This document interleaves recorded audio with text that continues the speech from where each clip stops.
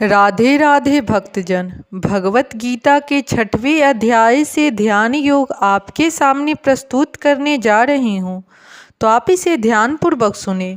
अध्याय 6 से श्लोक 29 में बताया गया है, सर्वभूत अस्तम आत्मनाम सर्वच आत्मनमि इच्छितते योग मुक्ति आत्म सर्वते समदर्शन। इस श्लोक का हिंदी में अनुवाद है, वास्तविक योगी समस्त जीवों में मुझको तथा तुझको समस्त जीवों को देखता है। निसंदेह स्वरूप प्रसिद्ध व्यक्ति मुझ परमेश्वर को सर्वत्र देखता है। अब इस श्लोक का विस्तार में कृष्ण भावना भावित योगी पूर्ण दृष्टा होता है, क्योंकि वह परम ब्रह्म कृष्ण को हर प्राणी के हृदय में परमात्मा रूप में स्थित देखता है। ईश्वर सर्वभूता हरेषु नम तिष्ठि। अपने परमात्मा रूप में भगवान एक कुत्ते तथा एक ब्राह्मण दोनों के हृदय में स्थित होती है। पूर्ण योगी जानता है कि भगवान नित्य रूप में दिव्य है और कुत्ते या ब्राह्मण में स्थित होने से भी भौतिक रूप से प्रभावित नहीं होते। यही भगवान की परम निरपेक्षता है। यद्यपि जीव आत्मा भी एक एक हृदय में विद्यमान है, किंतु वह एक साथ समस्त हृदय में सर्वव्यापी नहीं होता। आत्मा तथा परमात्मा का यही अंतर है। जो वास्तविक रूप से योगा अभ्यास करने वाला नहीं है, वह इसे स्पष्ट रूप में नहीं देखता। एक कृष्ण भावना भावित व्यक्ति कृष्ण को आसक्ति तथा नास्तिक दोनों में देख सकता है। स्मृति में इसकी पुष्टि इस प्रकार हुई है, आत्म तत्व च मातृतत्व च। आत्मा की परमात्मा हरिय भगवान सभी प्राणियों का स्रोत होने के कारण माता और पालनकर्ता के समान है। जिस प्रकार माता अपने समस्त पुत्रों के प्रति समभाव रखती है, उसी प्रकार परम पिता या माता भी रखता है। फलस्वरूप परमात्मा प्रत्येक जीव में निवास करता है। ब्रह्म रूप से भी प्रत्येक जीव भगवान की शक्ति में स्थित है। जैसा कि 7वें अध्याय में बताया जाएगा, भगवान की दो मुख्य शक्तियाँ हैं, परा तथा अपरा। जीव परा शक्ति का अंश होते हुए भी अपरा शक्ति से बंध है। जीव सदा ही भगवान की शक्ति में स्थित है। प्रत्येक जीव किसी न किसी प्रकार भगवान में ही स्थित रहता है। योगी समस्त दर्शनी है, क्योंकि वह देखता है कि सारे जीव अपने अपने कर्म फलों के अनुसार विभिन्न स्थितियों में रहकर भगवान के दास होते हैं।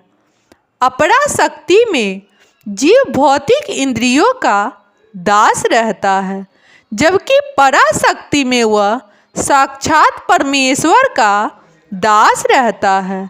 इस प्रकार प्रत्येक अवस्था में जीव ईश्वर का दास है। कृष्ण भावना भावित व्यक्ति में यह स्पष्ट पूर्ण होती है। श्लोक 30 में बताया गया है, यमः माम पश्यति सर्वतः सर्वम च मयि पश्यति तस्य अहम प्राश्यामि सह च मे न प्राश्यति। इस श्लोक का हिंदी में अनुवाद है, जो मुझे सर्वत्र देखता है और सब कुछ मुझ में देखता है, उसके लिए न तो मैं कभी अदृश्य होता हूँ और न वह मेरे लिए अदृश्य होता है। अब इस श्लोक का विस्तार में अध्ययन हुआ है। कृष्ण भावना भावित व्यक्ति भगवान कृष्ण को सर्वत्र देखता है और सारी वस्तुओं को कृष्ण में देखता है। ऐसा व्यक्ति भले ही प्रकृति की पृथक पृथक अभिव्यक्तियों को देखना प्रतीत हो, किंतु वह प्रत्येक दशा में कृष्ण भावनामृत से अवगत रहता है कि प्रत्येक वस्तु कृष्ण की ही शक्ति से अभिव्यक्ति है। कृष्ण भावनामृत का मूल सिद्धांत ही यह है कि कृष्ण के बिना कोई अस्तित्व नहीं है और कृष्ण ही सर्वेश्वर है। कृष्ण भावनामृत कृष्ण प्रेम का विकास है। ऐसी स्थिति जो भौतिक मोक्ष से परे है, आत्म साक्षात्कार के ऊपर कृष्ण भावनामृत की इस अवस्था में भक्त कृष्ण से इस अर्थ में एक रूप हो जाता है। उसके लिए कृष्ण सब कुछ हो जाते हैं और भक्त प्रेम में कृष्ण से पूरित हो उठता है। तब भगवान तथा भक्त के बीच अंतरंग संबंध स्थापित हो जाता है। उस अवस्था में जीव को निवष्ट नहीं किया जा सकता।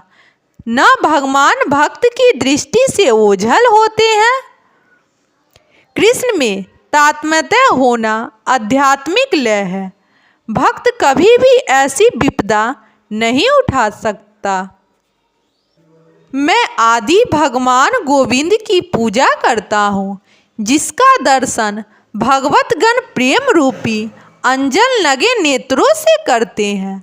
वे भक्त के हृदय में स्थित श्याम सुंदर रूप में देखे जाते हैं। इस अवस्था में न तो भगवान कृष्ण अपने भक्त की दृष्टि से ओझल होते हैं और न भक्त की उनकी दृष्टि से ओझल हो पाते हैं। यही बात योगी के लिए भी सत्य है, क्योंकि वह अपने हृदय के भीतर परमात्मा रूप में भगवान का दर्शन करता है। ऐसा योगी शुद्ध भक्त बन जाता है और अपने अंदर भगवान को देखे बिना एक क्षण भी नहीं रह सकता। राधे राधे भक्तों।